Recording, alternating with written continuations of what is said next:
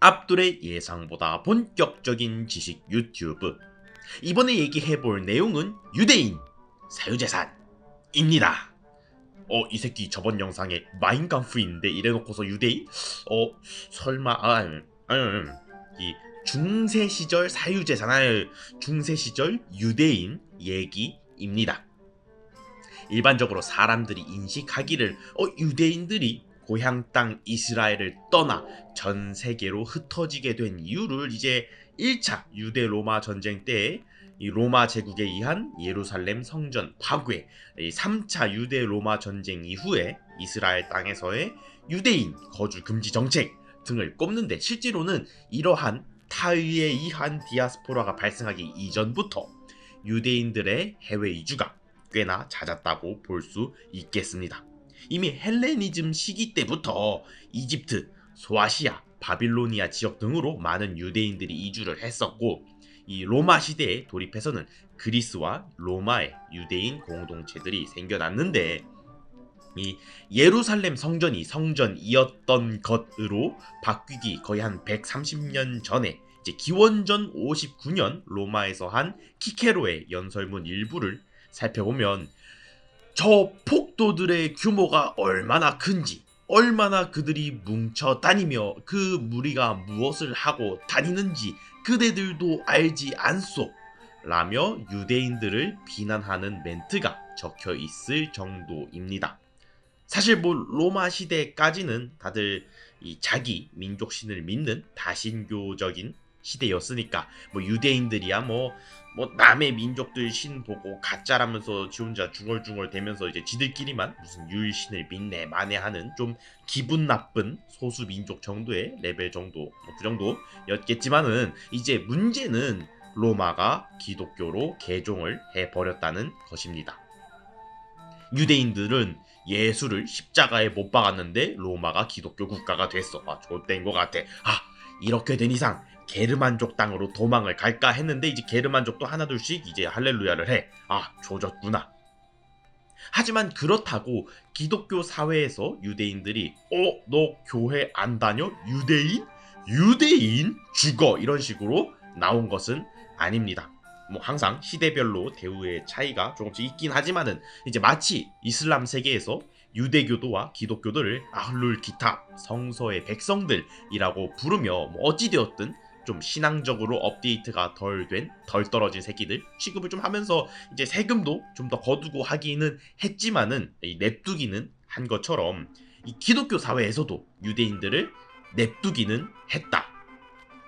서방 세계에서 이제 매우 큰 영향을 미치셨던 교부 아우구스티누스의 신국론에 따르면 유대인들에 대해서 시편 59장 하나님은 나의 요새이시니 그의 힘으로 말미암아 내가 주를 바라리이다. 나의 하나님이 그의 인자하심으로 나를 영접하시며 하나님이 나의 원수가 보응받는 것을 내가 보게 하시리이다. 그들을 죽이지 마옵소서. 나의 백성이 잊을까 하나이다. 우리 방패 되신 주여, 주의 능력으로 그들을 흩으시고 낮추소서의 내용을 인용하면서 이렇게 적습니다. 그리하여 하느님은 그들을 죽이지 않았는데 비록 로마인들에게 패배하고 억압을 당했을지언정 유대인이라는 그 사실이 그들에게서 사라지지는 않게 했다. 혹시라도 하느님의 율법이 잊혀짐으로써 우리가 논하고 있는 이 증언이 아무런 효력도 없어지는 일이 일어나지 않게 하기 위해서이다. 그러니 만약 그들을 흩어버리소서라는 한마디가 덧붙지 않았더라면 그들이 행여 당신의 율법을 잊어버리는 일이 없도록 당신은 그들을 죽이지 마소서라는 말도 대수롭지 않게 되었으리라. 지금은 교회가 어디에나 있지만 유대인들이 성서의 저 증언을 갖추고서 아무데나 가있지 않고 오로지 자기네 땅 안에만 있었다면 그리스도에 대해 약속하는 저 많은 예언들을 증언하는 사람들이 모든 민족들에게 있지는 못했으리라 라고 말입니다.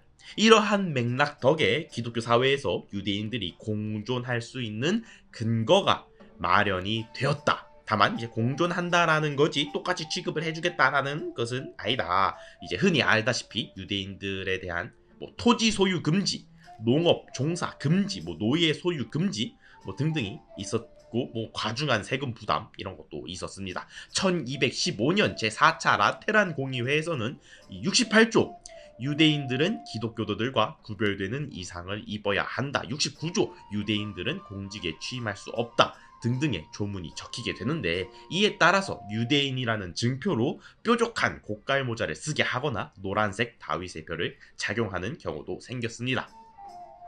뭐 아무튼 이렇게 탄압을 하긴 했어. 그랬더니 얘들이 농사를 못 지으니까 이 상업이랑 금융업에 종사를 하네? 종사를 하는 수준이 아니라 여기다가 올인하는 새끼들은 유대인들밖에 없으니까 사실상 유대인들이 독점을 해버리네? 유대인들이 돈이 많네? 얘네들한테 세금을 과중하게 거두니까 야, 국가 경제에 도움이 되네? 라는 깨달음을 얻게 된 순간 사회 지배층은 전혀 다른 생각을 하기 시작합니다. 야, 갑자기 화난 기독교도들이 유대인들 마음에 안 들어, 유대인들 죽여라 하고 죽여버렸어. 그러면 이제 세금을 털어먹을 새끼가 없어. 내가 세금을 넉넉하게 거두려면 이 유대인들을 보호를 해야 되는구나. 1157년 황제 프리드리히 1세가 보름스의 유대인들에게 발행한 특거장에서 유대인들의 보호를 명하면서 이렇게 명시합니다. 유대인들은 우리의 국고에 속한다.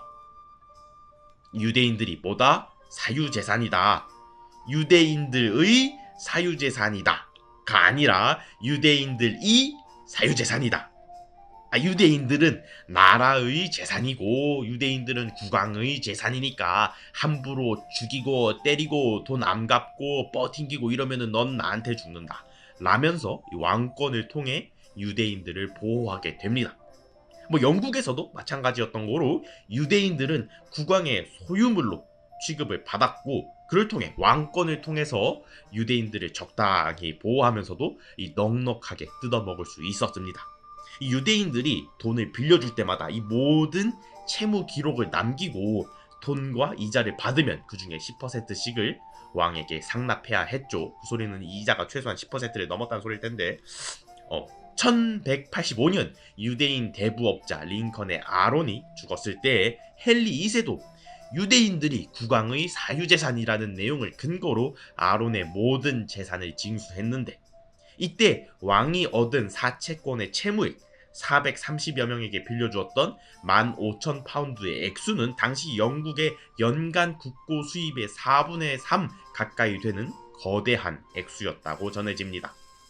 물론 이러한 유대인들에 대한 보호 정책은 오로지 그 유대인의 주인인 국왕의 마음에 따라 바꿀 수 있었던 정책이었던 거로 이 십자군 전쟁 시기에 이르며 반유대주의가 점차 심화된 이후에는 유대인들에 대한 지속적인 단합, 재산 몰수, 추방령 등이 이루어지게 되는데 이 영국에서는 사자왕 리처드 1세 시기에 유대인들의 재산을 몰수를 한 것을 시작으로 약 100여 년 뒤 1290년에 유대인 추방령이 내어지고 프랑스에서는 1306년에 스페인에서는 1492년에 유대인 추방령이 내어지게 되면서 이 주변에 네덜란드, 폴란드, 오스만 튀르크 등지에서는 이 떨이 세일하는 유대인들을 야금야금 받아먹고 이 자국 경제 발전에 크게 이바지시키게 됩니다.